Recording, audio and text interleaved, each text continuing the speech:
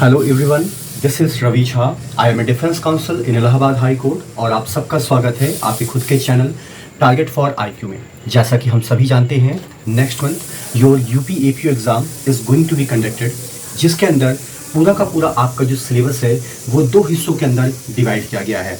एक पार्ट में जहां आपको लॉ के 4 पेपर पढ़ने का मौका मिलेगा, वहीं दूसरी तरफ अगर हम दूसरे पार्ट को देखें तो वहां जीके और जीएस की कंबाइंड स्टडी आपको देखने को मिलती है। अब अगर हम लॉ के 4 पेपर की बात करें तो हर पेपर अपने आप में या तो कोई कोडिफाइड एक्ट है या तो कोई कोडिफाइड लॉ है, और आमतौर पे अब पैटर्न हल्का सा चेंज हो चुका है, यानी कि अब वो आपसे डीपली जो सवाल है वो तो आपसे पूछते ही पूछते हैं, इसके अलावा वो उन सवालों के ऊपर भी उनकी नज़र रहती है जिसे अमूमन हम ये जानबूझकर छोड़ देते हैं कि या तो ये बहुत ही आसान है या बहुत सारे ऐसी लाइनें होती हैं जो हम पढ़ तो लेते हैं लेकिन हमें ये नहीं पता कि उसके एग्जामिनेशन के दृष्टिकोण से इम्पोर्टेंस क्या होगी। तो जैसा कि आप यहाँ पर देख रहे हैं, ऑलरेडी मैंने यहाँ पर लिख रखा है कि 1 नंबर यहाँ से पक्का। अब सवाल ये है कि यहाँ से 1 नंबर तो पक्का नहीं होगा, यहाँ से जो मैक्सिमम सवालों की संख्या होगी वो लगभग 1 से 2 या मैक्सिमम 3 सवाल तक आपको इन चीज़ों के अंदर से देखने को आपको मिल सकते हैं, और कम से कम इसके बारे में आपके पास एक बेहतरीन जानकारी होनी चाहिए। अमूमन इस वाइट बोर्ड के ऊपर जितनी भी चीज़ें लिखी हैं ये वो चीज़ें हैं जो हमारी आंखों के सामने से कई बार गुजरती हैं, लेकिन कहीं ना कहीं हम इन्हें बहुत ज़्यादा इंपॉर्टेंस ये सोचकर नहीं देते हैं कि ये तो सिंपल सी चीज़ है, क्या एग्ज़ाम में ये भी चीज़ें पूछी जाती हैं। तो अगर आप प्रीवियस ईयर का क्वेश्चन पेपर उठाकर देखेंगे तो आपको नजर आएगा सिर्फ यूपी ईपीयू ही नहीं बल्कि हर वो स्टेट जहां पर चाहे आपका सीआरपीसी हो, चाहे आपका आईपीसी हो, चाहे आपका एविडेंस हो, एज अ सब्जेक्ट वो सिलेबस के अंदर शामिल है, उनके अंदर इन चीज़ों से भी सवाल पूछे गए हैं। तो आइए बहुत ज़्यादा वक्त ना लेते हुए टू द पॉइंट अपनी चर्चा को आगे बढ़ाते हैं।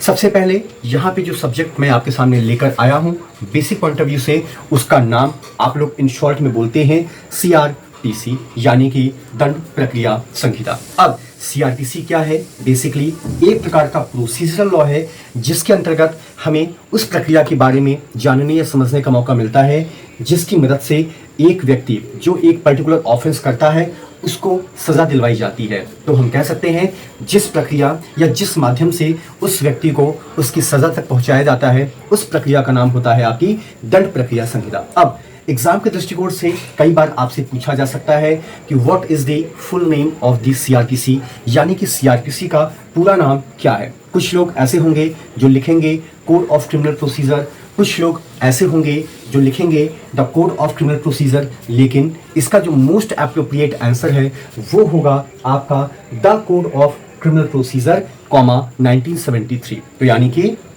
अगर आपसे एग्जाम में पूछा जाता है सीआरपीसी का फुल फॉर्म बताइए, तो आप उस ऑप्शन के ऊपर टिक करेंगे जिसकी शुरुआत द से होती है और उसका खात्मा होता है 1973 पे। इसके अलावा इसका एक नोटिफिकेशन नंबर भी है जो यूजुअली एग्जाम में आपसे पूछ लिया जाता है, या कम से कम ये चीज़ें आपको याद होनी चाहिए, और इसका नोटिफिकेशन नंबर है आपका 2 ऑफ सन 1974। अब आइए देखते हैं नोटिफिकेशन नंबर क्या होता है। देखिए, सबसे पहली बात कि जितने भी लॉ हमारे द्वारा बनाए जाते हैं वो या तो स्टेट लेजिस्लेचर से पास होते हैं या तो आपके देश की संसद से। अब जाहिर सी बात है, संसद के द्वारा जब किसी भी लॉ को बनाया जाता है तो उसको एक बिल का नाम दिया जाता है, और उस बिल को फिर महामहिम यानी कि माननीय राष्ट्रपति महोदय के पास भेजा जाता है उनकी सहमति के लिए। हर साल नंबर ऑफ बिल्स भेजे जाते हैं, उनमें से जिनके ऊपर उनकी एसेंट यानी कि उनकी सहमति हो जाती है उसको या तो हम आइदर एक्ट कहते हैं या तो कोड कहते हैं, और अगर जो उनकी सहमति नहीं होती है तो वो एज इट इज़ बिल ही कंसीडर किया जाता है। तो हम ये कह सकते हैं कि सन 1974 में ये दूसरे नंबर का बिल था जिसको कि कानून की मंजूरी के रूप में शामिल किया गया या जिसको एक लॉ के रूप में पहचाना गया। तो नोटिफिकेशन नंबर बेसिकली ये होता है कि 1974 में ऑनरेबल प्रेसिडेंट ऑफ इंडिया के पास जितने भी बिल पेश किए गए थे उनमें दूसरे नंबर पे इसकी पोजीशन थी जिसको कि ऑनरेबल प्रेसिडेंट ऑफ इंडिया की मंजूरी मिली। उसके बाद यहाँ पे आपको जानना होगा कि वो डेट ऑफ एसेंट क्या है जिस दिन माननीय राष्ट्रपति महोदय की इसको मंजूरी मिली, तो वो डेट है आपकी 25 जनवरी 1974। आमतौर पे हम लोग डेट ऑफ एसेंट और डेट ऑफ इन्फोर्समेंट को लेकर कंफ्यूज कर जाते हैं। वैसे तो कुछ एक्ट के अंदर दोनों ही डेट आपको सेम मिलेगी, लेकिन कुछ के अंदर दोनों डेटों के अंदर आपको वेरिएशन देखने को मिल सकता है। इवन ईयर के अंदर भी आपको वेरिएशन देखने को मिल सकता है। तो डेट ऑफ एसेंट की बात करते हैं तो वो है आपकी 25 जनवरी 1974। और अगर हम इसके अंदर इन्फोर्समेंट की बात करते हैं, यानी जिस दिन ये संपूर्ण भारतवर्ष पर लागू हुआ, तो वो डेट है आपकी 1 अप्रैल 1974।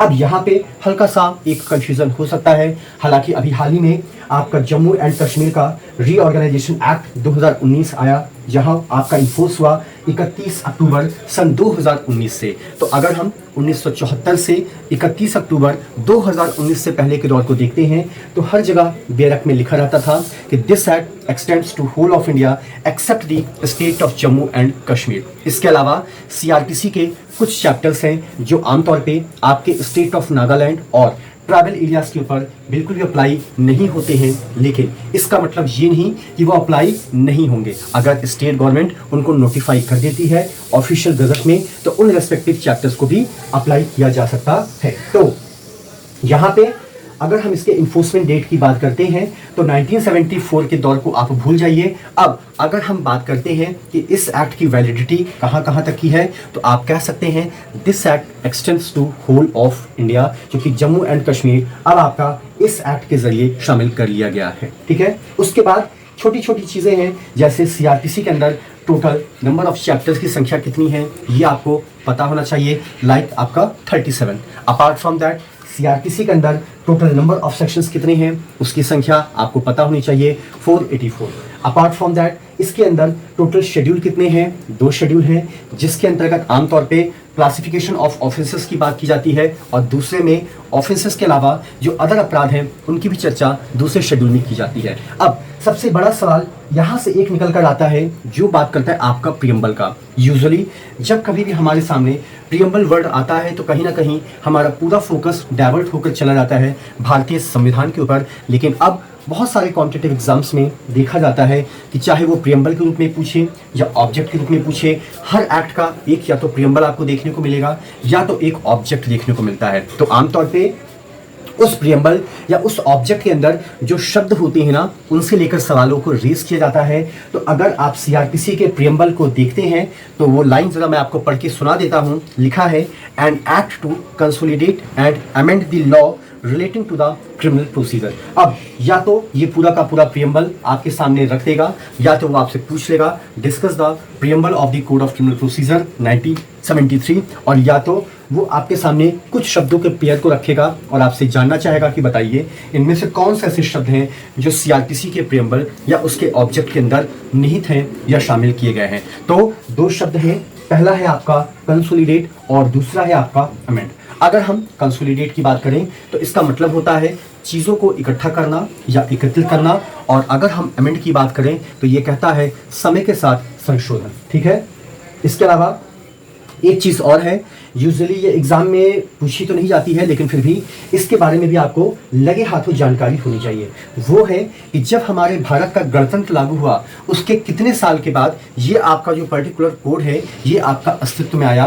तो पर्टिकुलरली एग्जामिनर यहाँ पर आपसे ये जानना चाहता है कि टोटल नंबर ऑफ ईयर्स का डिफरेंस कितना है from the date of the Republic of India and from the date of the enforcement. तो यहाँ पे आपके बेरक में लिखा है कि जिस दिन हमारा गणतंत्र लागू हुआ उसके ठीक 24वें साल ये आपका कोड अस्तित्व में आ चुका था। अपार्ट फ्रॉम दैट आपको Jammu and Kashmir reorganisation act 2019 के बारे में पूरी जानकारी होनी चाहिए।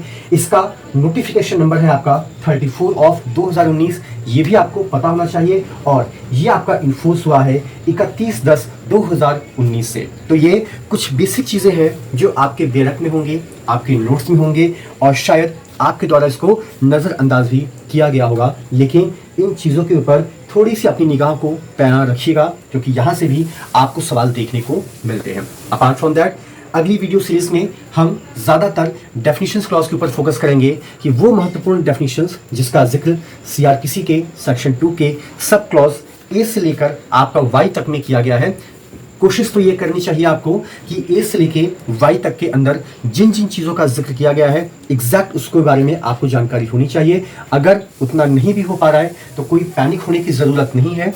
कुछ चीज़ें हैं जो मैं अगली सीरीज में आपके साथ डिस्कस करूंगा, उसके बारे में एटलीस्ट ना सिर्फ आपको ये पता हो कि सेक्शन 2 के कौन से सब क्लॉज में उसका जिक्र किया गया है, बल्कि ये भी पता होना चाहिए कि उसके अंदर की कुछ बेसिक डिटेल, क्योंकि क्वेश्चंस आपके वहाँ से भी रेज किए जाते हैं। तो it's all about the basic introduction of the code of criminal procedure 1973। इसको नज़रअंदाज बिल्कुल भी मत करिएगा, ये आपके एग्जाम के दृष्टिकोण से बहुत ही ज़्यादा एक महत्वपूर्ण पार्ट है। And thank you so much to all of you for all your love and support to the team of Target for